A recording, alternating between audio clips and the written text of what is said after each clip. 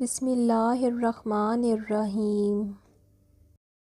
اے پیغمبر، ہم اس قرآن کے ذریعے جو ہم نے آپ کی طرف بھیجا ہے آپ کو ایک نہایت اچھا قصہ سناتے ہیں، اور یقیناً اس سے پہلے آپ بے خبر تھے۔ یقیناً یوسف اور ان کے بھائیوں کے قصے میں دریافت کرنے والوں کے لیے بہت سی نشانیاں ہیں۔ ان کے قصے میں عقل مندوں کے لیے نصیحت اور عبرت ہے۔ یہ قرآن ایسی بات نہیں جو اپنے دل سے بنائی گئی ہو، بلکہ جو کتابیں اس سے پہلے نازل ہوئی ہیں یہ ان کی تصدیق کرنے والا ہے۔ یہ قصہ غیب کی خبروں میں سے ہے جو ہم آپ کی طرف وحی کر رہے ہیں۔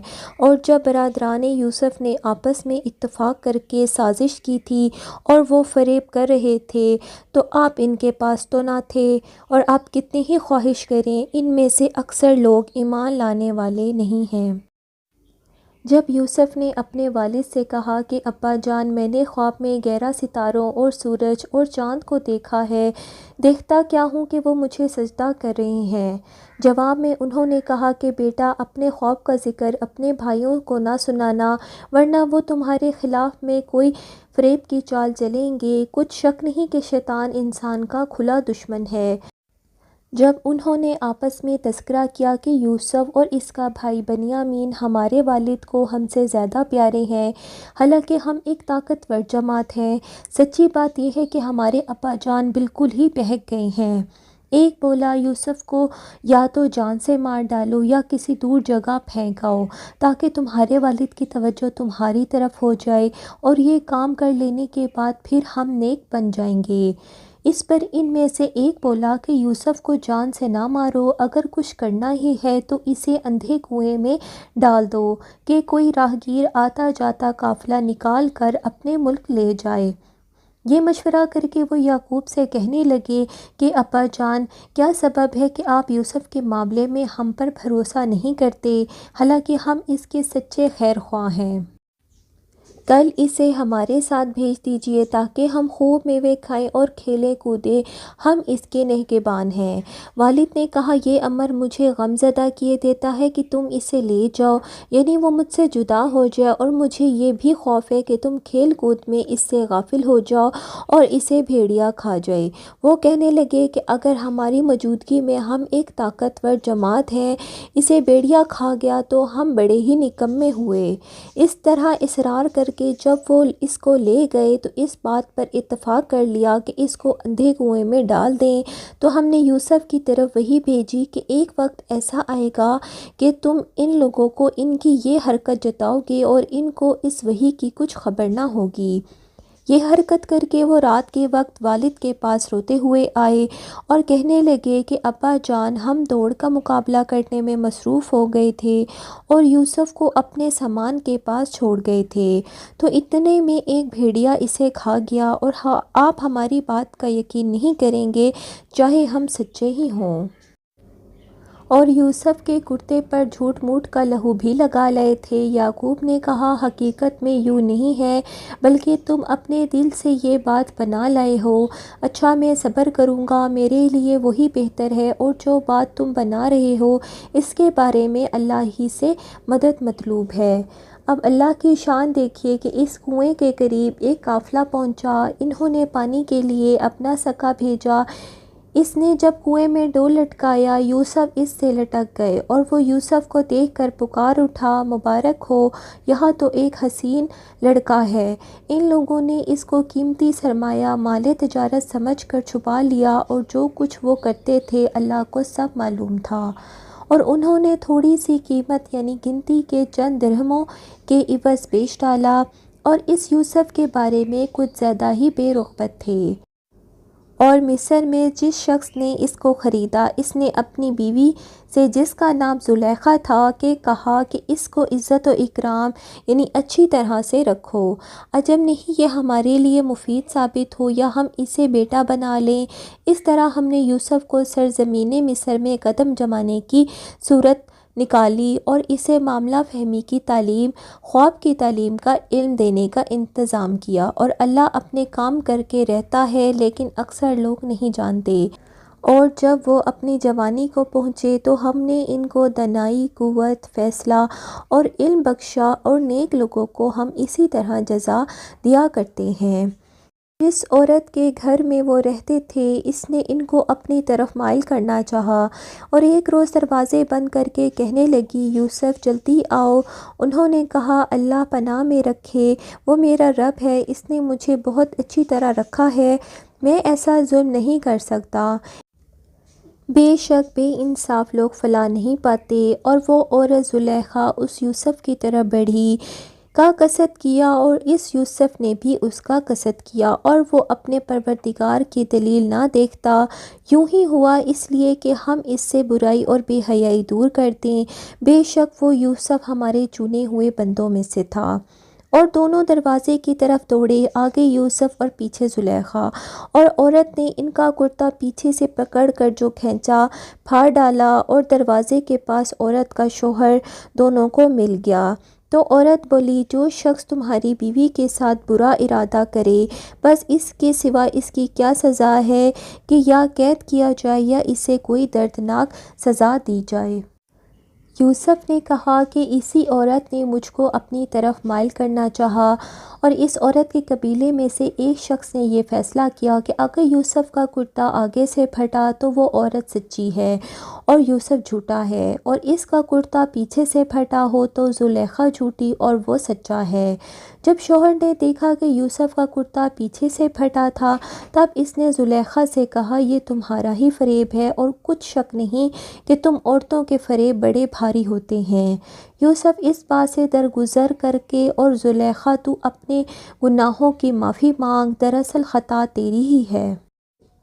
اور شہر میں عورتیں آپس میں گفتگو چرچا کرنے لگیں کہ عزیز کی بیوی نے اپنے نوجوان غلام کو اپنی طرف مائل کرنا چاہتی ہے، اور اس کی محبت نے اس کو بے قابو رکھا ہے۔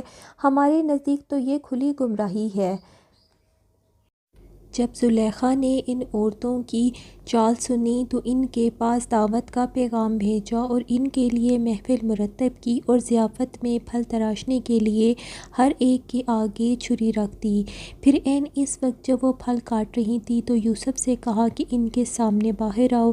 جب عورتوں نے ان کو دیکھا اور ان کا حسن ان پر چھا گیا کہ پھل تراشتے تراشتے اپنے ہاتھ کاٹ لیے، اور بے ساختہ بول اٹھیں کہ ماشاءاللہ، یہ کوئی آدمی نہیں، کوئی بزرگ فرشتہ ہے۔ تب زلیخا نے کہا، یہ وہی ہے جس کے بارے میں تم مجھے طعنے دیتی تھی کہ بے شک میں نے اس کو اپنی طرف مائل کرنا چاہا، مگر یہ بچ نکلا۔ اگر یہ میرا کہا نہ مانے گا تو میں اسے جو کہتی ہوں تو قید کر دیا جائے گا اور بہت ذلیل و خوار ہوگا۔ یوسف نے دعا کی کہ پروردگار، جس کام کی طرف یہ عورتیں مجھے بلا رہی ہیں، ان کی نسبت مجھے قید منظور ہے۔ اگر تو مجھ سے ان کے فریب کو دفع نہ کرے تو میں ان کے دام میں پھنس جاؤں گا اور جاہلوں میں شمار ہو جاؤں گا۔ تو اللہ نے ان کی دعا قبول کر لی اور ان عورتوں کے مکر سے ان کو دور کر دیا۔ بے شک وہ سب کچھ سننے والا اور جاننے والا ہے۔ پھر باوجود اس کے کہ وہ لوگ صریح نشانیاں دیکھ چکے تھے، ان کی رائے یہی ٹھہری کہ کچھ عرصے کے لیے یوسف کو قید ہی کر دیا جائے۔ میرے قید خانے کے ساتھیوں، تم خود ہی سوچو، کیا بہت سے متفرق کئی رب بہتر ہے یا ایک اللہ جو سب پر غالب ہے؟ جن چیزوں کو تم اللہ کے سوا پوجا کرتے ہو وہ کچھ نہیں، صرف نام ہی نام ہے، اور جو تم نے اور تمہارے باپ دادا نے رکھ لیے، اللہ نے ان کو کوئی دلیل نازل نہیں کی۔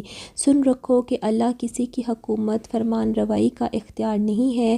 اس نے ارشاد فرمایا کہ اس کے سوا کسی کی عبادت نہ کرو، یہی سیدھا دین ہے، لیکن اکثر لوگ نہیں جانتے۔ قید خانے میں ان کے ساتھ 2 اور جوان بھی داخل ہوئے۔ ایک روز ان میں سے ایک نے کہا کہ میں نے خواب میں دیکھا کہ میں شراب کشید کر رہا ہوں۔ دوسرے نے کہا، میں نے بھی خواب دیکھا ہے کہ میں اپنے سر پر روٹیاں اٹھائے ہوئے ہوں اور پرندے ان میں سے کھا رہے ہیں، تو ہمیں ان کی تعبیر بتا دیجیے کہ ہم دیکھتے ہیں کہ آپ ایک نیک آدمی ہیں۔ یوسف نے کہا، جو کھانا تم کو ملنے والا ہے وہ آنے نہیں پائے گا کہ میں اس سے پہلے تم کو اس کی تعبیر بتا دوں گا۔ یہ ان علوم میں سے ہے جو میرے پروردگار نے مجھے عطا کیے ہیں۔ جو لوگ اللہ پر ایمان نہیں لاتے اور روز آخرت سے انکار کرتے ہیں، میں ان کا مذہبی طریقہ چھوڑے ہوئے ہوں۔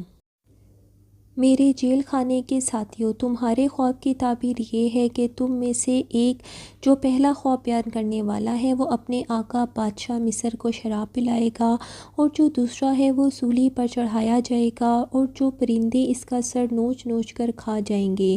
جو امر تم مجھ سے پوچھتے تھے، اس کام کا فیصلہ ہو چکا ہے۔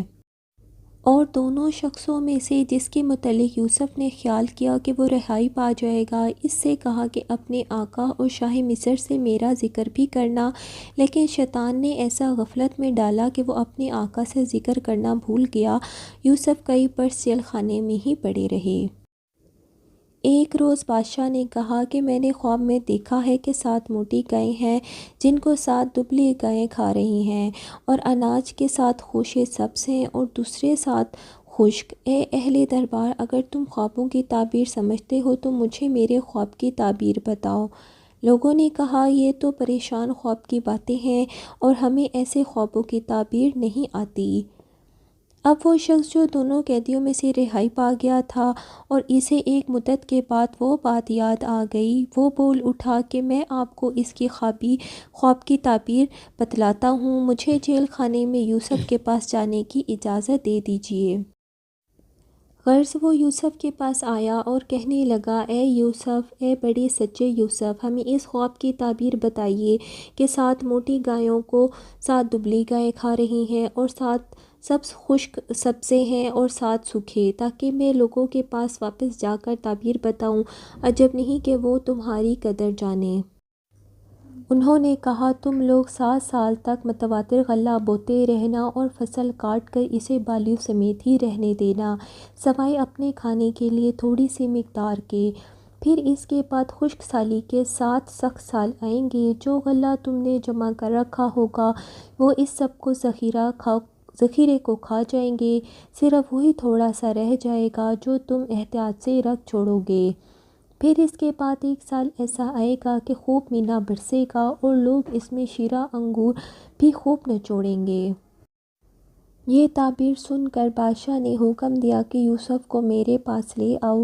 جب شاہی قاصد یوسف کے پاس گیا تو انہوں نے کہا کہ اپنے آقا کے پاس واپس جاؤ اور ان سے پوچھو کہ عورتوں کا کیا معاملہ ہے جنہوں نے اپنے ہاتھ کاٹ لیے تھے، بے شک میرا پروردگار ان کی مکاری سے خوب واقف ہے۔ اس پر بادشاہ نے ان عورتوں سے پوچھا کہ بھلا اس وقت کیا ہوا تھا کہ جب تم نے یوسف کو اپنی طرف مائل کرنا چاہا؟ سب بول اٹھیں کہ ہم نے ان میں برائی کا شائبہ تک نہیں پایا۔ عزیز مصر کی بیوی نے کہا، اب بات سچی ظاہر ہو گئی ہے، اصل یہ ہے کہ میں نے ہی ان کو اپنی طرف مائل کرنا چاہا تھا اور وہ بے شک سچا ہے۔ بادشاہ نے حکم دیا کہ اسے میرے پاس لاؤ، میں اسے اپنا خاص ساتھی بناؤں گا۔ پھر جب یوسف نے ان سے گفتگو کی تو کہا کہ اب تم ہمارے ہاں صاحب منزلت اور صاحب اعتبار ہو۔ یوسف نے کہا، مجھے اس ملک کے خزانوں پر مقرر کر دیجیے، کیونکہ میں حفاظت بھی کر سکتا ہوں اور اس کام سے خوب واقف ہوں۔ اس طرح ہم نے سرزمین مصر میں یوسف کے لیے اقتدار کی راہ ہموار کی اور وہ اس ملک میں جہاں چاہتے تھے رہتے تھے۔ اور یوسف کے بھائی کنعان سے مصر میں غلہ خریدنے کے لیے آئے تو یوسف کے پاس گئے تو یوسف نے ان کو پہچان لیا مگر وہ ان کو نہ پہچان سکے۔ جب یوسف نے ان کے لیے ان کا سامان تیار کر دیا تو چلتے وقت ان سے کہا کہ جب دوبارہ آؤ تو اپنے سوتیلے بھائی کو بھی میرے پاس لیتے آنا، کیا تم نہیں دیکھتے کہ میں ماپ بھی پوری دیتا ہوں اور مہمانداری بھی خوب کرتا ہوں؟ اور اگر تم اپنے سوتیلے بھائی کو میرے پاس نہ لاؤ گے تو نہ میں تمہیں میرے ہاں سے غلہ ملے گا اور نہ تم میرے پاس ہی آ سکو گے۔ انہوں نے کہا، ہم کوشش کریں گے کہ ان کے والد انہیں بھیجنے پر راضی ہو جائیں اور ہم یہ کام ضرور کریں گے۔ اور یوسف نے اپنے خدام کو اشارہ کیا کہ ان لوگوں کے غلے کی عوض جو سرمایہ دیا ہے ان کی بوریوں میں رکھ دو۔ عجب نہیں کہ جب یہ اپنے اہل و عیال میں جائیں گے تو اس سے مال کو پہچان لیں گے، عجب نہیں کہ یہ دوبارہ یہاں آئیں گے۔ جب وہ اپنے باپ کے پاس واپس گئے تو کہنے لگے، ابا جان، جب تک ہم بنیامین کو ساتھ نہ لے جائیں ہمارے لیے غلے کی بندش ہے، تو لہٰذا آپ ہمارے ساتھ ہمارے بھائی کو بھیج دیجیے تاکہ پھر سے ہم غلہ لائیں اور اس کی حفاظت کی ذمہ داری ہماری ہے۔ اور جب انہوں نے اپنا سامان کھولا تو دیکھا ان کا سرمایہ واپس کر دیا گیا ہے۔ کہنے لگے ابا جان ہمیں اور کیا چاہیے، یہ دیکھیے ہمارا سرمایہ بھی ہمیں واپس مل گیا ہے، اب ہم اپنے اہل و عیال کے لیے پھر غلہ لائیں گے اور اپنے بھائی کے نگہبانی کریں گے اور ایک بار شطر زیادہ لائیں گے کہ اتنے غلے کا اضافہ آسانی سے ہو جائے۔ یعقوب علیہ السلام نے کہا کہ اس کے بارے میں تمہارا ویسا ہی بھروسہ کروں جیسا پہلے اس کے بھائی کے بارے میں کیا تھا، سو اللہ بہتر نگہبان ہے اور سب سے زیادہ رحم کرنے والا ہے۔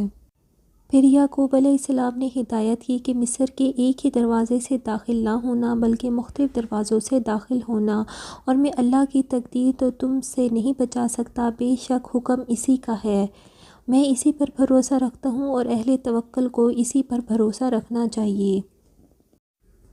اور جب یہ لوگ اپنے والد کی ہدایت کے مطابق شہر میں داخل ہوئے تو اس کی یہ احتیاطی تدبیر اللہ کی معیشت کے مقابلے میں کچھ کام نہ آ سکی۔ اور وہ جب لوگ یوسف کے پاس پہنچے تو یوسف علیہ السلام نے اپنے حقیقی بھائی کو اپنے پاس الگ بلا لیا اور اسے بتا دیا کہ میں تمہارا بھائی ہوں جو کھو گیا تھا، تو جو سلوک یہ ہمارے ساتھ کرتے رہے ہیں اس پر افسوس نہ کرنا۔ جب یوسف ان کے بھائیوں کا سامان لدوانے لگا تو اس نے اپنے بھائی کے سامان میں اپنا پیالہ رکھ دیا۔ پھر جب وہ آبادی سے باہر نکل گئے تو ایک پکارنے والے نے آواز دی کہ قافلے والو تم لوگ چور ہو۔ انہوں نے پلٹ کر پوچھا کہ تمہاری کیا چیز کھو گئی ہے؟ وہ بولے کہ بادشاہ کے پانی کا پیالہ کھو گیا ہے اور جو شخص اس کو لے آئی اس کے لیے ایک بار شطر اور میں اس کا ضامن ہوں۔ وہ بھائی کہنے لگے کہ اللہ کی قسم تم کو معلوم ہے کہ ہم اس ملک میں اس لیے نہیں آئے کہ خرابی کریں اور نہ ہم چوری کیا کرتے ہیں۔ وہ بولے کہ اگر تم جھوٹے نکلے یعنی چوری ثابت ہو گئی تو اس کی کیا سزا ہوگی؟ انہوں نے کہا کہ اس کی سزا یہ ہے کہ جس کے سامان میں وہ چیز دستیاب ہو وہی اس کی سزا کے بدلے رکھ لیا جائے، ہم ظالموں کو یہی سزا دیا کرتے ہیں۔ پھر یوسف نے اپنے بھائی کے سامان سے پہلے ان کے سامان کی تلاشی لینا شروع کی، پھر اپنے بھائی کے سامان میں گم شدہ چیز برآمد کر لی۔ برادران یوسف نے کہا کہ اگر اس نے چوری کی ہے تو کچھ عجب نہیں کہ اس کے ایک بھائی نے بھی پہلے چوری کی تھی۔